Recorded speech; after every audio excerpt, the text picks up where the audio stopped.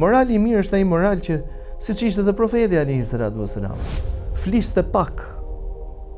Fliste nevojshëm, mjaftueshëm. Fliste fjalë të cilat mbahenin mend. Bënte veprime të cilat u mbajtën mend. Jo vetëm profeti alayhi salam, por gjithë ata të cilët ndoqën shëmbëltyrën e tij. Tregon Imam Ahmedi rahimahullah dhe thotë, udhtoja bashkë me Yahya ibn Ma'in, bashkosin e tij dhe dietarin e shquar Yahya ibn Ma'in, Zoti i mëshiroft të gjithë Zot, drejt Yemenit, aty ku ishte dhe dietari i madh Abdurrazzaq Sanani, Allahu mëshiroft. Thotë dhe Yahya ibn Ma'in, duke qenë se ishin hapur fjalët që shiko sa Abdurrazzaqu domethënë e ka lënë mendja. Domethënë ka nisur të harroj shumë për efekt moshës. Dhe Yahya ibn Ma'in thotë do ta provokoj. I thotë Imam Ahmedi mos e provoko. Pra nëse dëshiron të përfitosh prej tij, përfito. Por mos e provoko. Do e provokoj, thotë Yahya ibn Ma'in.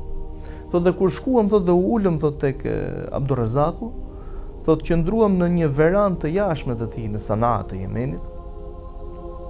Thotë dhe nisi Yahya ibn Ma'in ta provokonte me disa hadithe, pra i jepte nga memoria e tij, ndërkohë që Yahya ibn Ma'in përpiqej ta ngatronte.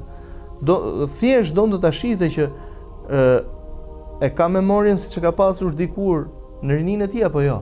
Pra siç përcillej për të. Dhe një çast 2-3 Imam Abdurrazzaq Sanani, i cili ja rregullonte atë ngatresën që shkaktonte Yahya ibn Ma'in në shkrimin e tij, thotë një çast e zbuloi që shikoi se ky nuk po tenton, domethënë kurse po ngatrohet, ky thjesht po e provokon. Dhe thotë Imam Ahmedi, thotë e shtyu, thotë sa hodhi poshtë asaj verandës. Domethënë kur themi verandë, jo mos imagjinojmë një balkon të katit dytë, një verandë normale, thotë, dhe i tha vallahi, tha, nuk ja përcjell diturinë, pra nuk ja jap diturinë atij i cili nuk ka edukat, nuk ka moral. Dhe thotë Imam Ahmedi, të gjithë informacionin, diturinë të cilën e kam marrë në këtë udhtim, Yahya ibn Ma'in thotë e ka marrë prej meje, pra e përcjell prej meje.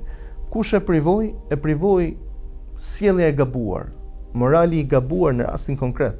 Jo se ai nuk ishte i moral që më ruajnë Zot me thënë këtë për dietarin e madh. Por sjellja e gabuar e shkeli pjesën e normës së moralit të tij pa u shpërblye me një privim të tillë.